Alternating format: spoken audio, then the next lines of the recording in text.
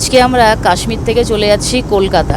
তো কাশ্মীর থেকে তো ডাইরেক্ট কোনো ফ্লাইট নেই কলকাতার, মানে শ্রীনগর থেকে আমাকে যেতে হবে দিল্লি, তারপরে দিল্লি থেকে যেতে হবে কলকাতা।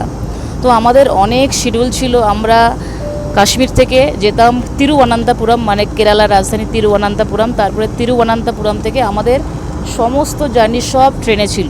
শ্রীনগর থেকে তিরুবনন্তপুরম যে জার্নিটা সেটা আমাদের ফ্লাইটে ছিল। তারপরে তিরুবনন্তপুরম থেকে আমাদের যে জার্নিগুলো ছিল সেগুলো সমস্ত কিছু ট্রেনে ছিল।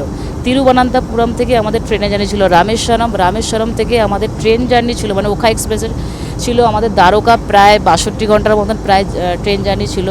তারপরে দ্বারকা থেকে আমাদের ট্রেন জার্নি ছিল সোমনাথ, সোমনাথ থেকে তারপরে ট্রেন জার্নি ছিল আমাদের মহাকালেশ্বর, মহাকালেশ্বর থেকে তারপরে জার্নি ছিল অযোধ্যা, অযোধ্যা থেকে বারাণসী, দেন বারাণসী থেকে পূর্বা এক্সপ্রেসে আমাদের রিটার্ন ছিল হাওড়া। মোটামুটি আমাদের 26-27 দিনের ট্যুর ছিল। তো আমি আর ভাই মিলে বেরিয়েছিলাম কাশ্মীরে।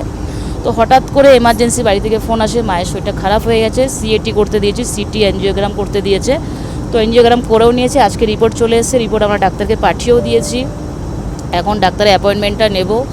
তো এটাই হচ্ছে মেন কথা, কি লাস্ট মোমেন্টে আমরা তিরুবনন্তপুরমের টিকিটটা ক্যান্সেল করে দিয়েছি, কোনো টাকা পয়সা কিচ্ছু পাইনি। দেখো, ফ্লাইটের টিকিট লাস্ট মোমেন্টে ক্যান্সেল করলে কোনো রিফান্ড পাওয়া যায় না। তারপরে এমার্জেন্সি আবার আমরা শ্রীনগর থেকে একদম কলকাতা আমরা টিকিট কেটেছি, শ্রীনগর টু দিল্লি, দেন দিল্লি থেকে কলকাতা। আর মোটামুটি 10 থেকে 15 মিনিটের মধ্যে আমাদের এই প্লেনটা ল্যান্ড করবে দিল্লি, মানে আইজিআই ইন্দিরা গান্ধী ইন্টারন্যাশনাল এয়ারপোর্টে। তারপর দিল্লি থেকে আবার আমাদের পরে প্লেনটা ধরে চলে যেতে হবে কলকাতা। তো দেখো, বাবা মা হচ্ছে সবার আগে। আমাদের ট্যুরটা কোনো ব্যাপার না, আমরা তো ব্লগ অনেক করতে পারবো, ব্লগ ভিডিও। তো তোমরা প্লিজ একটু প্রে করো, একটু একটু হ্যাঁ একটু প্রে করো, করে বলছি আমার মা যেন ভালো হয়ে যায়, ব্যাস এটাই। তার কারণ এই দুনিয়াটা আমরা মায়ের জন্যই দেখতে পাচ্ছি।